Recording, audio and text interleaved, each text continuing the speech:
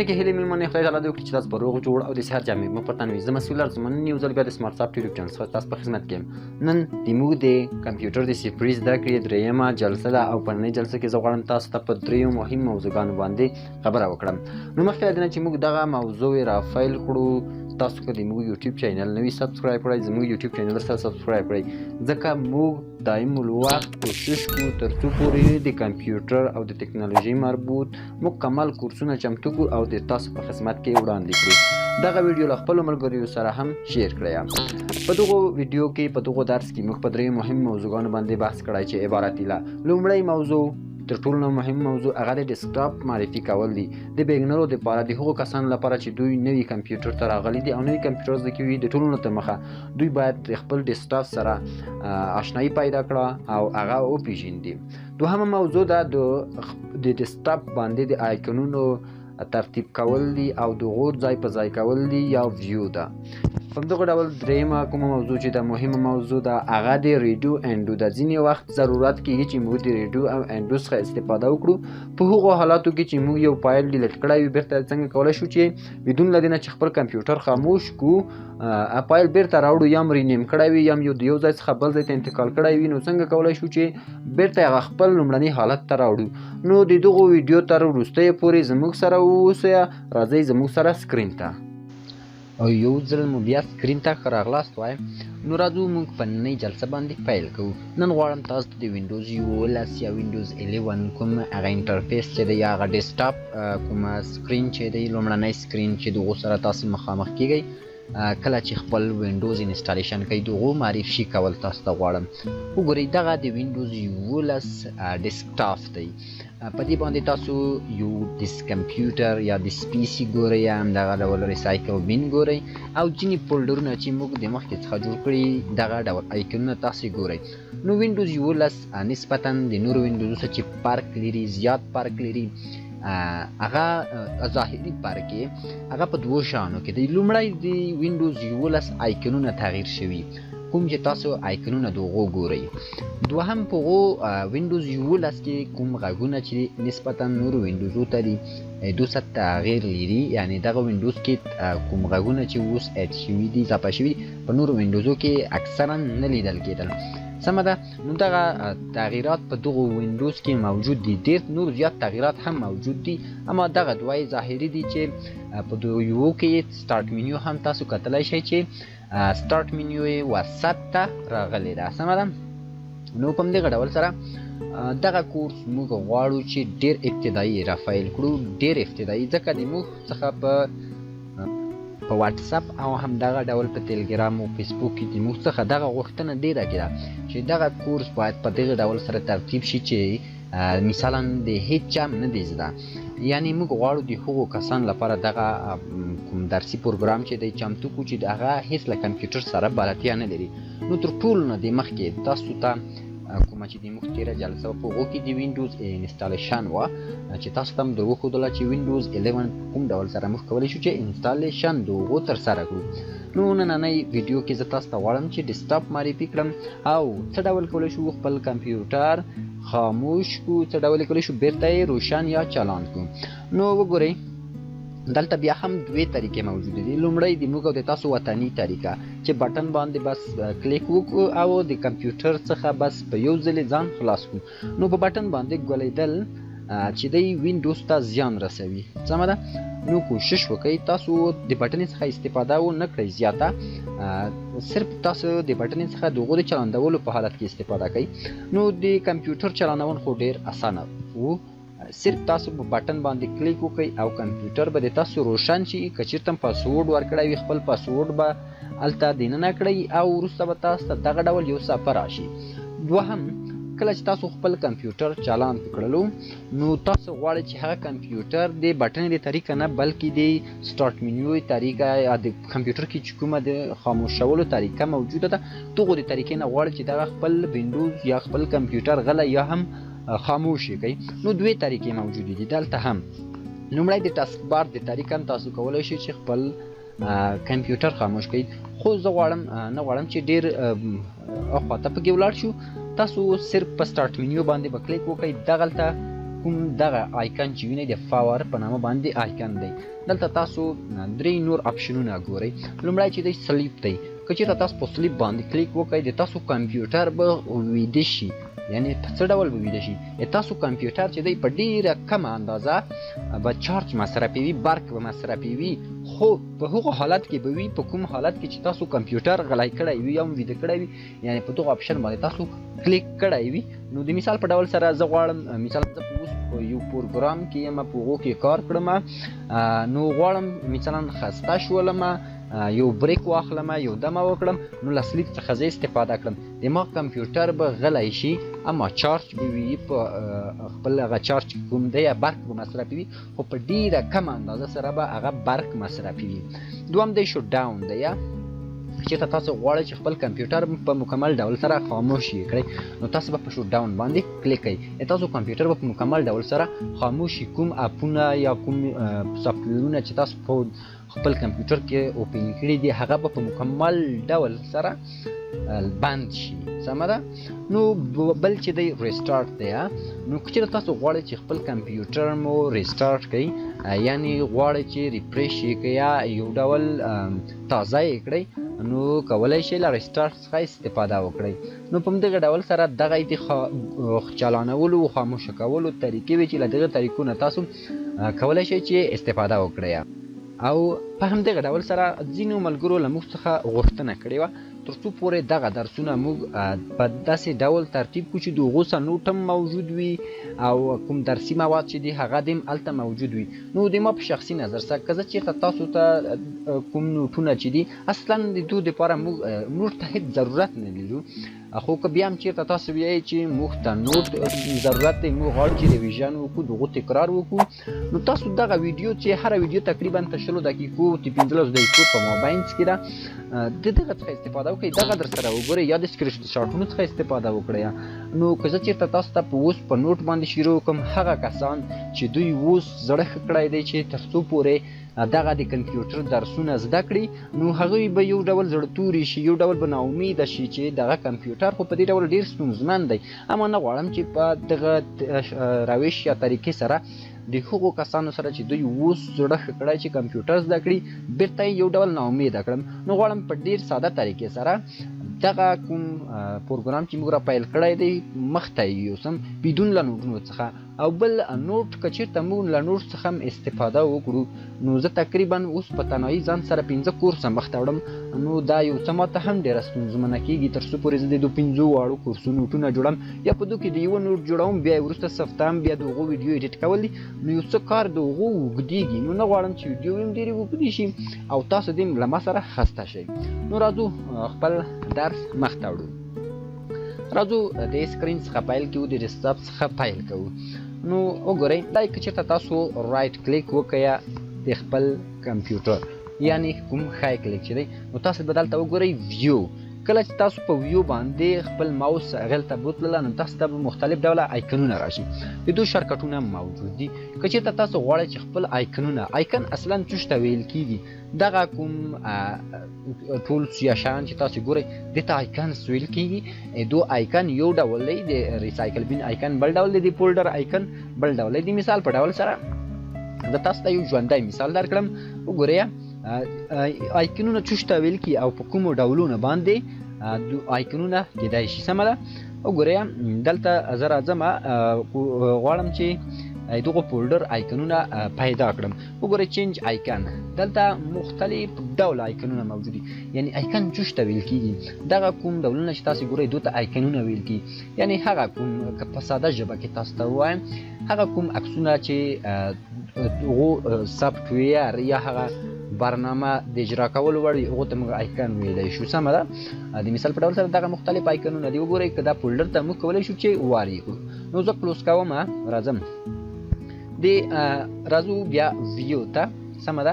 په ویو کې وګورئ که چېرته موږ غواړو دغه کوم آیکنونه چې د موږ په سکرین باندې موجود دي دا لارج آیکنس کو، یعنی دغه د موږ آیکنونه دې لوی شي، تر ټولو نه دې لوی شي، نو موږ صرف په لارج آیکن باندې کلیک کوو. وګورئ دغه د موږ کوم آیکنونه چې دي دا لوی شول یو ډول. نو دا فرق کا ځینې لوی خوښوي او ځینې کوچني خوښوي. نو په همدغه ډول سره راځو بیا ویو ته، میډیم آیکنس.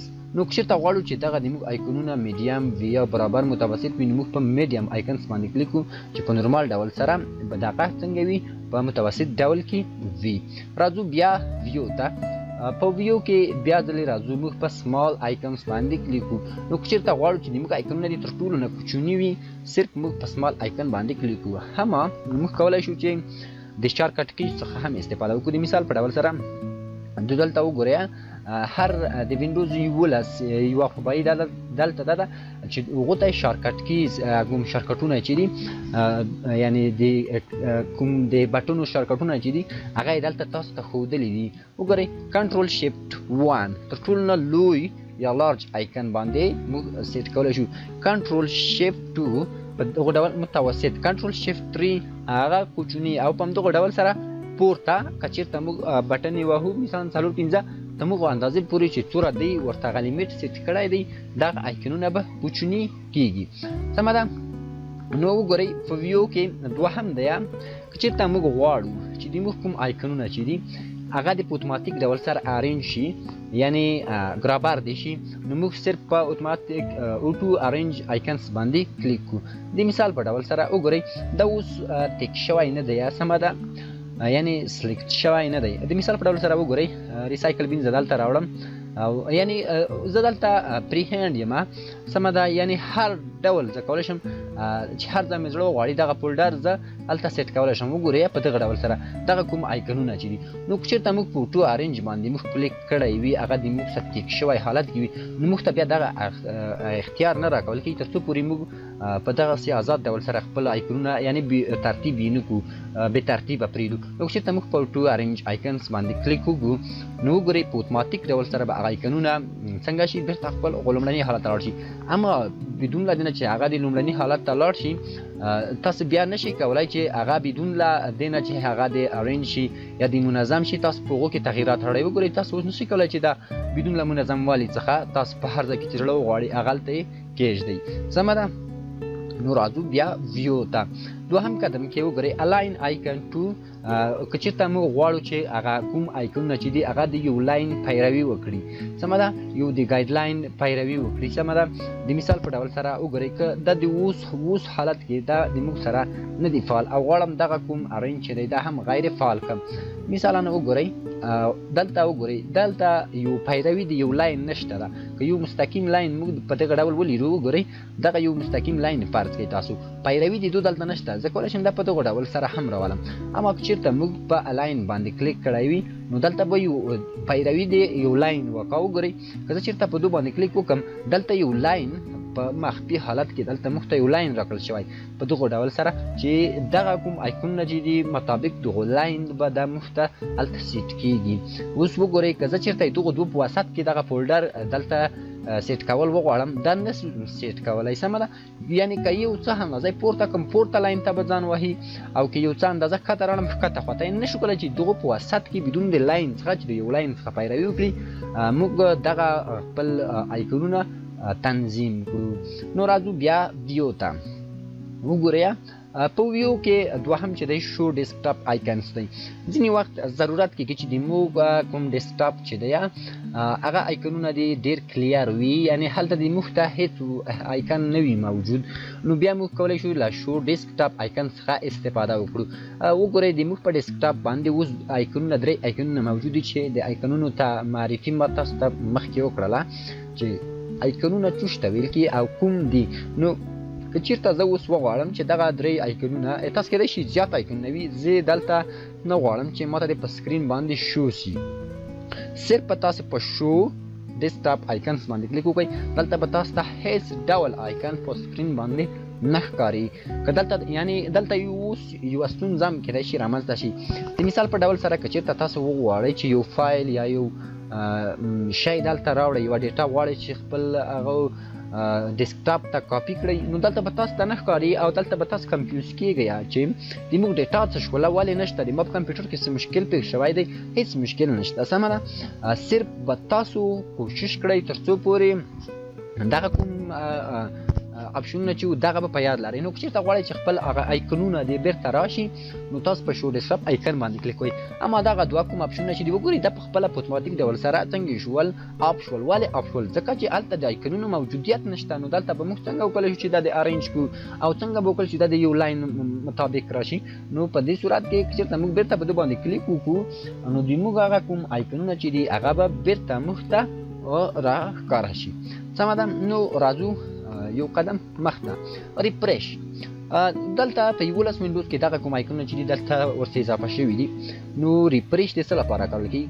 په لومړیو کې چې کله موږ خپل کمپیوټر خلاص کړو یا یې چالان کړو نو موږ باید خپل کمپیوټر ته یو څه اندازه ریفریش ورکړو. ریفریش د تازه کولو په معنا ده، یعنی خپل کمپیوټر باید یو څه اندازه ریفریش وي. نو کله چې د تاسو کمپیوټر مصروفه کېده د مثال په ډول سره ځینې وخت زه خپله ملټي ټاسکینګ په خپل کمپیوټر کې کوم، یعنی مختلف سافټویرونه په یو حالت کې کاروم. نو بیا ضرورت کېږي چې زه خپل کمپیوټر یو څه ریفریش کړم. ځینې وخت مصروفه شي نو ضرورت کېږي چې زه خپل کمپیوټر ریفریش کړم. نو کوشش کوئ تاسو خپل کمپیوټر په هغو وخت کې ریفریش کوئ چې کله په لومړیو کې چلاندولو او یا کله پیدا چې د ما کمپیوټر یو څه مصروفه شوی دی نو په هغو وخت کې به تاسو د ریفریش څخه استفاده کړئ. نور کوم خاص هیڅ ډول کار ریفریش نشي ترسره کولی نه ترسره کوي. راځو انډو اینډ ریډو ته چې انډو اینډ ریډو د څه لپاره کارول کېږي او په همدغه ډول سره وګورئ. ریفریش تاسو کولی شئ چې په F15 باندې هم ریفریش وکړئ. کله چې تاسو په لومړي ځل ریفریش ترسره کړه بیا وروسته تاسو کولی شئ د F5 څخه استفاده وکړئ او خپل کمپیوټر په دغه ډول سره ریفریش کړئ. راځو ریډو اینډ انډو ته. سمه ده. ریډو انډو د څه لپاره کول کېږي؟ وګورئ کیدای شي د تاسو په کمپیوټر کې اوس انډو چې دی نه وي موجود. ولې به نه وي موجود؟ ځکه چې تاسو کیدای شي هلته هېڅ نه وي ترسره کوي. وګورئ دلته انډو مو شته دی، یعنی کوم شی یا کوم آیټم یا کوم فایل چې مو موف کړی حرکت هم ورکړی دی غواړو چې بیرته هغه خپل لومړني حالت ته راولو. د مثال په ډول سره زه غواړم چې یو نوی فولډر جوړ کړم. وګورئ دلته موږ یو فولډر جوړ کړو د SS په نامه باندې. وګورئ په دغه ډول سره نو زه دغه کوم فولډر چې دی د مثال په ډول سره غواړم چې دغه فولډر راواخلم په دغه ډول سره دلته یې کېږدم او اوس راځم بیا په رایټ کلیک باندې کلیک کوم. وګورئ دلته مشته دی موږ ته انډو رینیم څه شی رینیم، یعنی څنګه رینیم، یعنی کوم فولډر چې موږ جوړ کړی هغه بیرته خپل هغه رینیم کړه، دغه هغه نوم ترې واخله. سمه ده. اصلا انډو د څه شو په معنا دی شاته تګ، یو قدم شاته ولاړ شه. نو که چېرته موږ دا رینیم کړو هغه کوم فولډر چې موږ جوړ کړی وه هغه به رینیم شي. وګوره بیرته به خپل نوم به بیرته راشي چې په لومړیو کې کوم نوم د سافټویر یا د اپریټینګ سیسټم لخوا ورکړل شوی وه. نو وګورئ که چېرته زه اوس وغواړم چې دا حذف کړم صرف په کنټرول ډي باندې کلیک کړم او یا هم بدون له دې نه چې زه په کنټرول ډي باندې کلیک وکړم دلته راځم. وګورئ دلته دی ډیلیټ، په ډیلیټ باندې زه کلیک کړم او دغه حذفوم. اما فولډر اوس حذف شوله. اما د حذف هم دوه حالتونه دي چې په یو حالت کې موږ کولی شو چې د ریډو په ذریعه باندې خپل فایل بیرته منځته راوړو. اما ځینې وخت نشو کولی چې هغه به انشاءالله موږ د کورس په دوران کې هغو ته بیا یوه یادونه کړو. وګورئ که زه چېرته اوس رایټ کلیک وکړم دلته به موږ شته وي انډو ډیلیټ، یعنی کوم فایل چې موږ د اوس ډیلیټ کړه هغه دې بیرته واپس شي موږ ته په دغه ډول سره. وګورئ که زه چېرته په انډو ډیلیټ باندې کلیک وکړم نو بیرته موږ ته هغه کوم فولډر چې موږ حذف کړی وه یا ډیلیټ کړی وه هغه بیرته موږ ته څنګه شوله راغلله. وګورئ نو کله چې موږ دغه پروسه ترسره کړه دلته موږ ته ریډو ډیلیټ مشته شول، یعنی یو قدم بیرته مخته لاړ شه. دغه پازیټیو عملیه ده د انډو، پازیټیو عملیه ده ریډو. یو قدم شاته په انډو کې، یو قدم مخته په ریډو کې. دغه شارکټونه هم هلته موجود دي. کنټرول پلس زائد یعنی په یو حالت کې دو معنا څه شی ده. کنټرول پلس زائد یعنی په یو حالت کې په یو وار کې تاسو به کنټرول او ورسره زائد بټن باندې کلیک کوئ تر څو پورې تاسو ته شی وشي انډو شي. او که چېرته غواړئ چې ریډو شي کنټرول پلس وای باندې به کلیک کوئ. نو وګورئ دلته موږ شته دي ریډو ډیلیټ، یعنی کوم فایل چې موږ د انډو په ذریعه باندې راوړی وه نو د هغو بیرته غواړو چې هغه ریډو کړو، یعنی بیرته یې حذف کړو. وګورئ یعنی پازیټیو عملیه د ریډو او انډو یو د بل پازیټیو عملیې دي چې خدای دې وکړي تاسو په دې باندې یو څه سر خلاص شوی وي. نو په همدغه ډول سره دوهم درس وګورئ. نه غواړم چې دغه جلسه دې ډېرې اوږدې شي ځکه د انټرنیټ کیفیتونه په اوس وخت کې ډېر ښه نه دي. حتی په ډېرو ولایتو کې انټرنیټ ډېر ضعیفه دی یا هڅه موجود نه دی، شتون نه لري. نو په همدې خاطر باندې نه غواړم چې دغه درسونه دې ډېر اوږده شي. نو غواړم چې کومې موضوعې دي، پاتې موضوعې دي، هغه په راتلونکي جلسو کې ترسره کړو. نو په همدغه ډول سره ځینو ملګرو غوښتنه کړې وه چې دغه درسونه دې په واتساپ کې هم خپاره شي. نو په همدغه ډول وګورئ، موږ هم ځینې انټرنیټي ستونزې لرو، نشو کولی چې په یو حالت کې یوټیوب او فیسبوک یا تلګرام یا هم واتساپ ته ویډیوګانې پورته کړو. نو یو څه ستونزې موجودې دي. په دې خاطر باندې موږ صرف په لومړۍ کې غواړو دغه درسونه په یوټیوب کې خپاره کړو، اما یو څو ورځې وروسته بیا موږ دغه درسونه په فیسبوک کې هم خپروو. نو خدای دې وکړي چې تاسو زموږ څخه خفه شوي نه یاست تر څو په واتساپ کې ولې درسونه خپاره نه کړل. اما کله چې زموږ یو څه د انټرنیټ کیفیت ښه شوله، انشاءالله بیا به موږ تاسو ته دغه درسونه په واتساپ کې هم خپروو. نو دغه وه د موږ نننۍ جلسه. تر بلې او راتلونکې جلسې پورې تاسو په پاک رب سپارم. ښې چارې ولرئ. د خدای په امان.